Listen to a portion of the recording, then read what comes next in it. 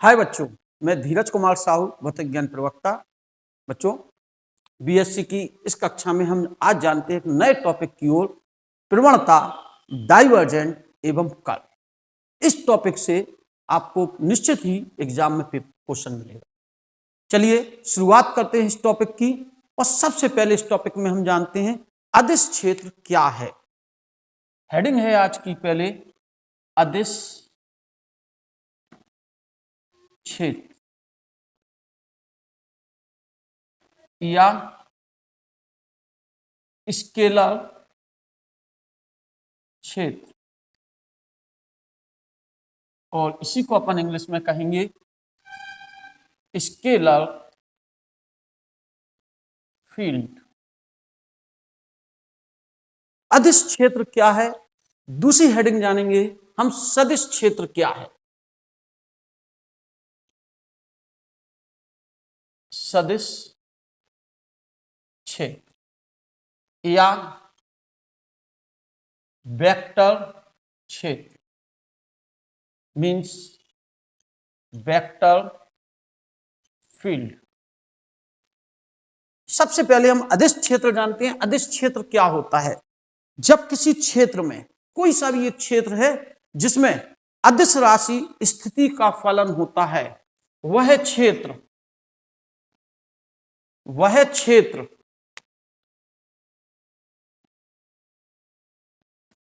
जिसमें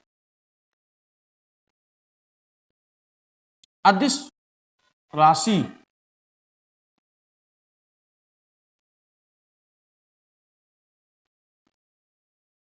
राशि स्थिति के साथ क्या होती हो, बदलती हो। स्थिति के साथ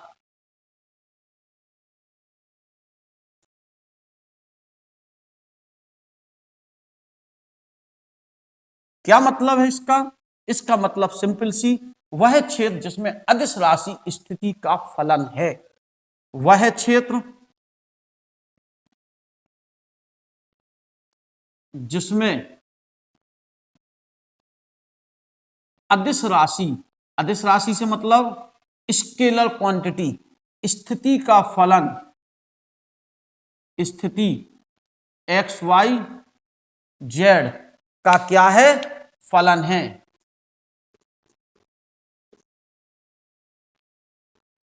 दोनों बातें एक है। उस क्षेत्र को हम कौन सा क्षेत्र कहते हैं? अदिश क्षेत्र कहते हैं। क्या कहा? सिंपल सी बात, वह क्षेत्र जिसमें अदिश राशि स्थिति के साथ क्या होती है, बदलती है। वह क्षेत्र जिसमें अदिश राशि किसके साथ बदले, स्थिति के साथ बदले, उस क्षेत्र को हम कौन सा क्षेत्र कहते हैं? अदिश क्षेत्र कहते हैं। स्केलर फील्ड वाली बात, scalar field is the change with the position vector, यानी पोजीशन के साथ, स्थिति के साथ जो क्या हो रही है, चेंज हो रही है, यानी स्थिति का क्या है, फलन है। जैसे अगर हम इसकी बात उदाहरण की करें,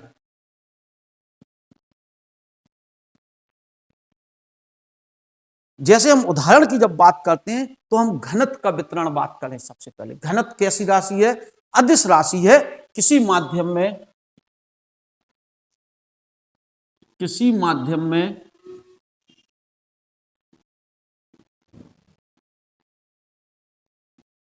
घनत्व का वितरण, कोई माध्यम घनत्व का वितरण करे तो वो किस क्षेत्र में जाएगा? अदिश क्षेत्र में जाएगा। ताप का वितरण, ताप का यदि हम वितरण करें तो वह किस क्षेत्र में जाएगा? गुरुत्वीय विभव का वितरण,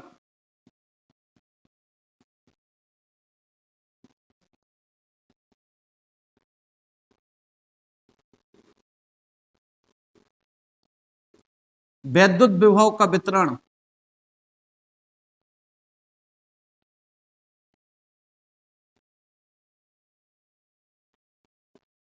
ये सब अदिश क्षेत्र को ही रिप्रेजेंट करते हैं।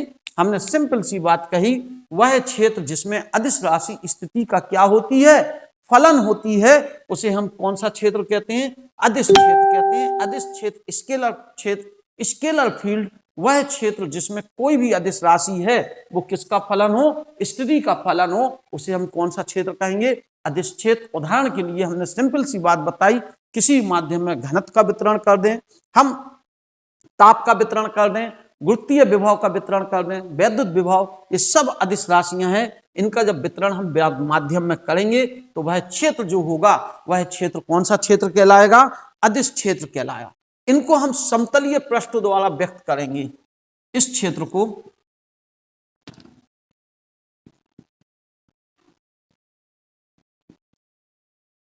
को किससे व्यक्त करेंगे? समतलीय पृष्ठ।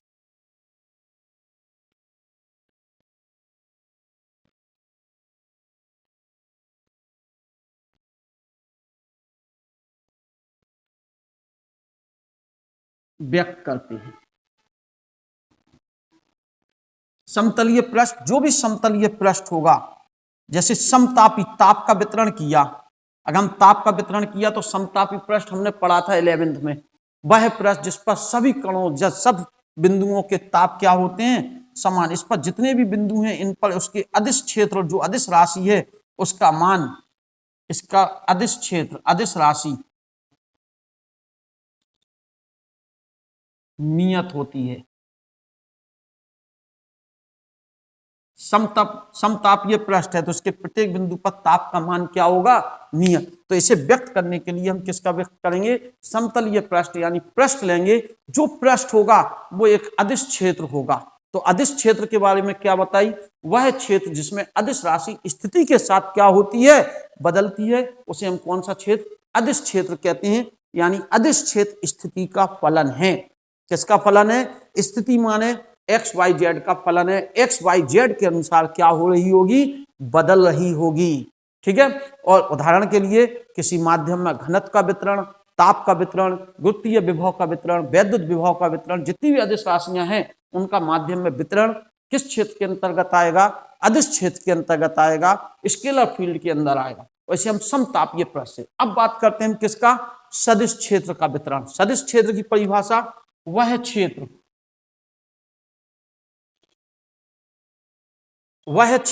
जिसमें कौन सी राशि? सदिश राशि। यहां पर कौन सी राशि आएगी? सदिश राशि। किसके अनुसार? स्थिति के साथ बदलती हो। स्थिति के साथ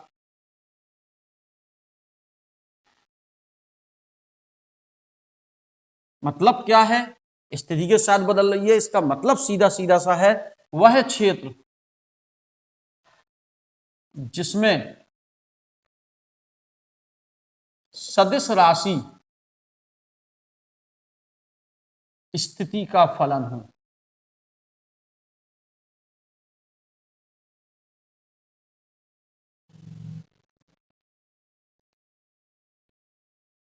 वह क्षेत्र जिसमें सदिश राशि किसका फलन हो? स्थिति के साथ क्या हो रही हो? बदल रही हो, या स्थिति का फलन हो, उसे हम कौन सा क्षेत्र कहते हैं? सदिश क्षेत्र कहते हैं। अब बात आती है इसके उदाहरण की। ऐसे क्षेत्र बताओ जो कौन से क्षेत्र हो? सदिश क्षेत्र हो। तो इसके लिए हमारे पास बिल्कुल सिंपल सी बात है, किसी तरल में वेग का वितरण। किसी तरल में वेग का वितरण। वेग बढ़ता है किसी तरल में, वेग प्रवणता इत्यादि हमने चीजें पढ़ी। तो वेग का वितरण कौन से क्षेत्र को रिप्रेजेंट करता है? सदिश क्षेत्र को व्यक्त करता है। वैद्युत क्षेत्र की तीव्रता का वितरण किसका? वैद्युत क्षेत्र की तीव्रता का वितरण। वैद्युत क्षेत्र की तीव्रता का वितरण, ये सब किसके अंतर्गत आते हैं? सदिश क्षेत्र। तो वह क्षेत्र जिसमें सदिश राशि स्थिति के साथ बदलती है उसे हम कौन सा क्षेत्र कहते हैं? सदिश क्षेत्र कहते हैं। सदिश क्षेत्र किसी तरल में वेग का वितरण, वैद्युत क्षेत्र की तीव्रता का वितरण। इसमें फ्लक्स रेखाओं से इसे रिप्रेजेंट किया जाता है। इसमें यानी वक्र द्वारा व्यक्त किया जाता है। इसमें किससे? वक्र जो होंगे उनसे व्यक्त किया जाएगा। इन वक्रों को फ्लक्स रेखाएं कहते हैं। कौन सी रेखाएं? फ्लक्स रेखाएं। और इनके किसी बिंदु पर खींचा गई स्पर्शी रेखा उसकी दिशा को क्या करेगी? उस वेक्टर की दिशा को क्या करेगी? व्यक्त करेगी। उसके बाद जो है छेद बिंदु उस पर खींची गई स्पर्शरेखा किसे उस वेक्टर की दिशा को क्या करेगी, व्यक्त करेगी। बात क्लियर है? ठीक है, ये बात हुई अपनी सदिश क्षेत्र की, ये बात हुई हमारी अदिश क्षेत्र की। अब हम आगे बढ़ते हैं, सबसे पहले प्रवणता को जानेंगे, चलते हैं आगे की ओर। और अब हम जानते हैं अदिश क्षेत्र की प्रवणता से आप क्या समझते हैं। तो अगली हेडिंग है किसी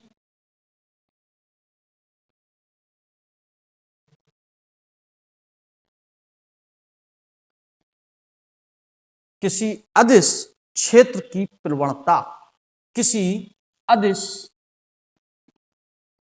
क्षेत्र की प्रवणता मीन्स, प्रवणता को इंग्लिश में ग्रेडियंट वर्ड बोलते हैं, जिसे हम कह सकते हैं किसी अदिश क्षेत्र की का ग्रेडियंट या किसी स्केलर का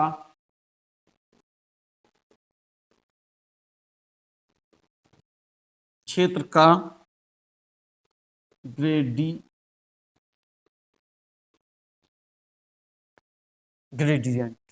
यानी gradient of a scalar field. Gradient of a scalar field जानना चाहेंगे हम, होता क्या है gradient of a scalar field. हम यहां पर जानेंगे किसी ग्रेडियंट ऑफ, या सिद्ध करना है हमें gradient of equal to operator S, यानी संकारक एस हमें सिद्ध करना है, या इस चीज को जानना है कि ग्रेड जो होता है, ग्रेडियंट एस होता है, वो संकारक एस के क्या होता है, बराबर होता है। चलिए देखते हैं, हमने यहां पर इसको समझने के लिए दो अदिश क्षेत्र लिए। एक अदिश क्षेत्र ये है हमारे पास, यह अदिश क्षेत्र को हमने S1 कहा। दूसरा अदिश क्षेत्र ये है, इसको हमने S2 कहा। S1 मीन्स S कह रहे हैं, S2 means S plus D S है, S प्लस डी एस है। हमने कहा एक अदिश क्षेत्र S है, दूसरा S प्लस डी एस। इस पर एक बिंदु P है, इस बिंदु P का स्थिति सदिश, स्थिति सदिश क्या होता है इसको समझे पहले। स्थिति सदिश इसका कितना है, R वेक्टर। स्थिति सदिश की परिभाषा हम जानते हैं, पोजीशन वेक्टर वह वेक्टर जो मूल बिंदु के सापेक्ष किसी बिंदु की स्थिति को क्या करता है, व्यक्त करता है, स्थिति वेक्टर कहलाता है। वह वेक्टर जो किसी मूल बिंदु के सापेक्ष किसी बिंदु की स्थिति को व्यक्त करता है। स्थिति माना कि दो अदिश क्षेत्र हैं, S1 व S2 हैं। इस पर S1 पर एक बिंदु P है जिसका स्थिति सदिश R वेक्टर है, और S2 पर एक बिंदु क्या है, Q है, जिसका स्थिति सदिश R plus D R vector है। बात क्लियर? ये मूल बिंदु से इसकी स्थिति को व्यक्त कर रहा है, ये मूल बिंदु से इसकी स्थिति को। तो इनके बीच की PQ की वैल्यू जो होगी,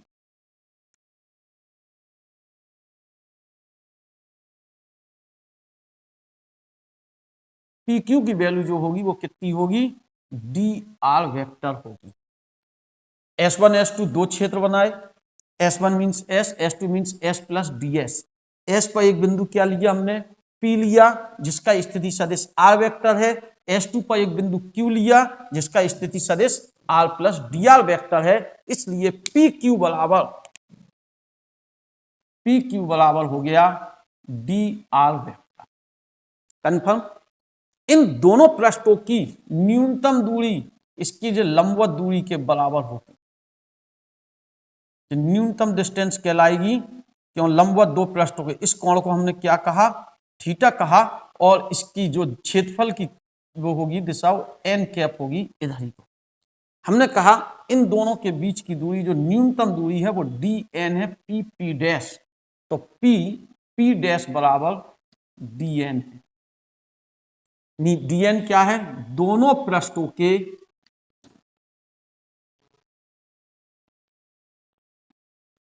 बीच की न्यूनतम दूरी है।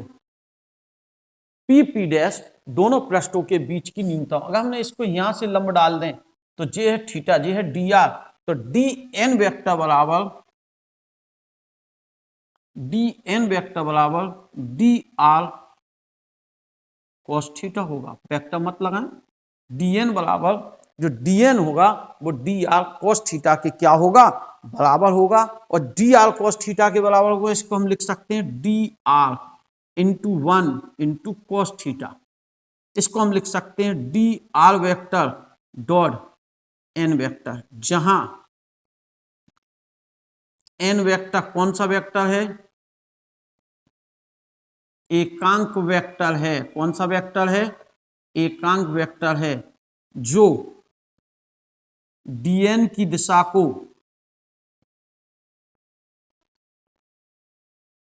जो क्या है, किस दिशा में, सीधा सीधा लिख दें, जो पी पी डैश की दिशा में, ऐसे लिखना चाहिए।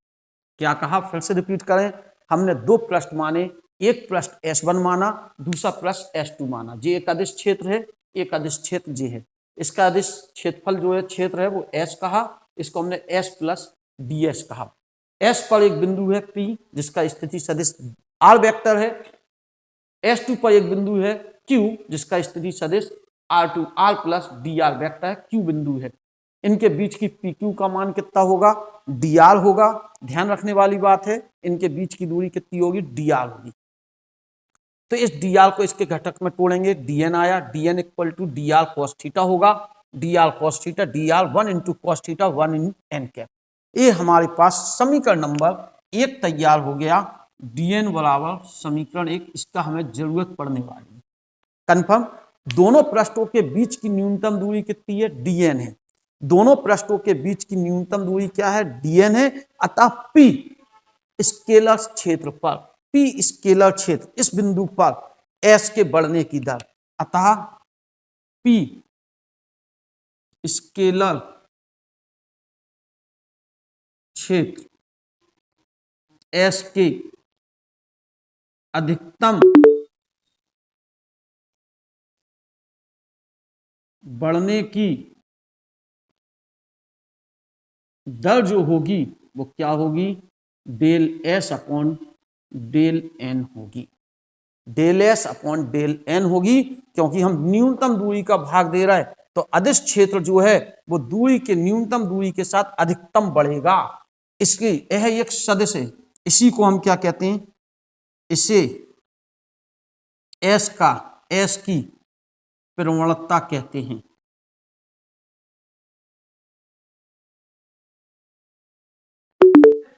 P क्षेत्र S के अधिकतम बढ़ने की दर को DS, इसी को हम क्या कहते हैं, S क्षेत्र की क्या कहेंगे, प्रवणता कहेंगे। यह एक कैसी राशि है, सदिश राशि है। कैसी राशि है, सदिश राशि, और इसकी दिशा PP डैश की दिशा में होगी। तल के अभिलंबवत न्यूनतम दूरी को कहा हमने अधिकतम बढ़ने की दर, तो प्रवणता की परिभाषा इसे ग्रेड, इसे ग्रेड S से प्रदर्शित करते हैं।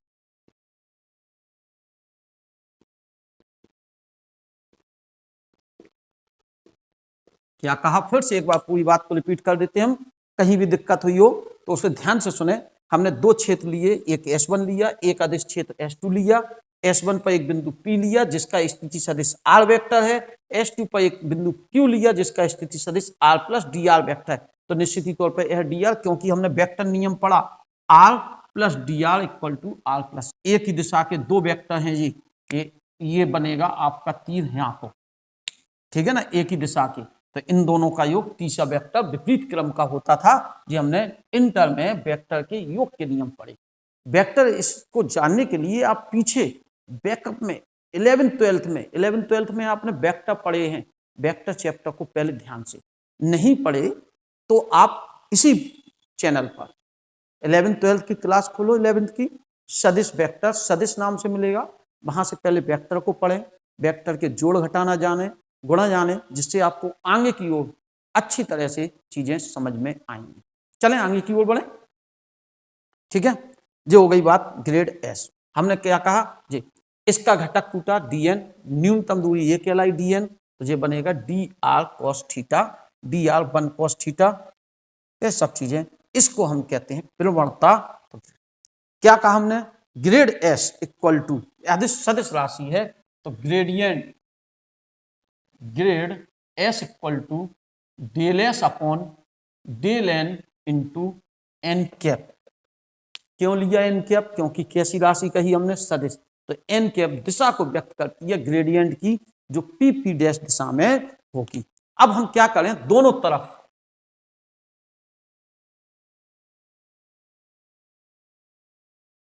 डी आर वेक्टर का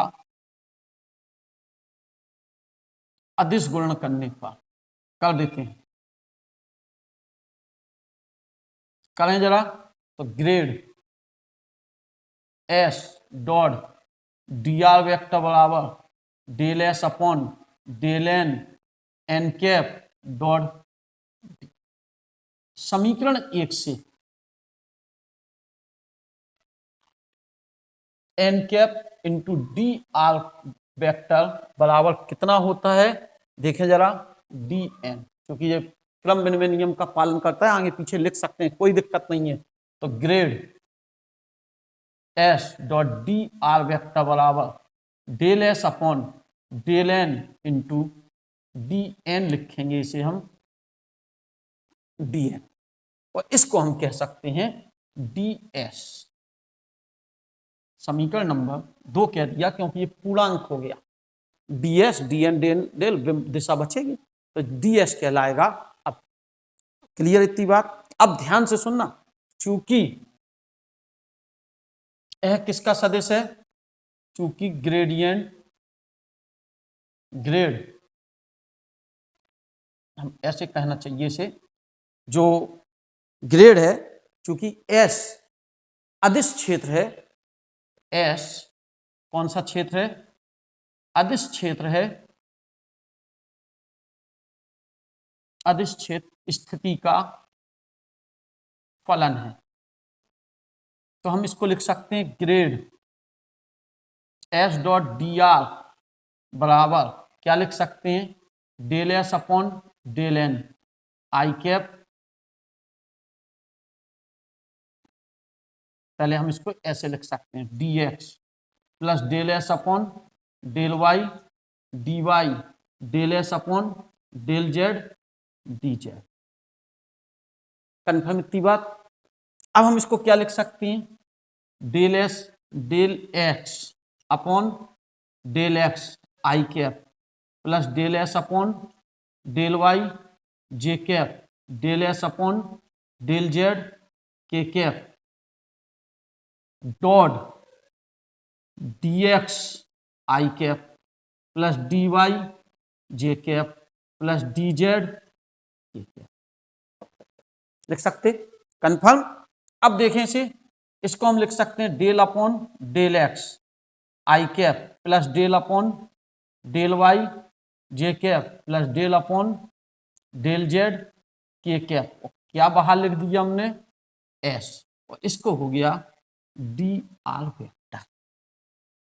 ये डी आर हो गया स्थिति सदिश, स्थिति सदिश एक्स आई plus Y J cap plus Z K cap बराबर आर वेक्टर, तो D X I cap D Y J cap D Z K cap बराबर डी आर।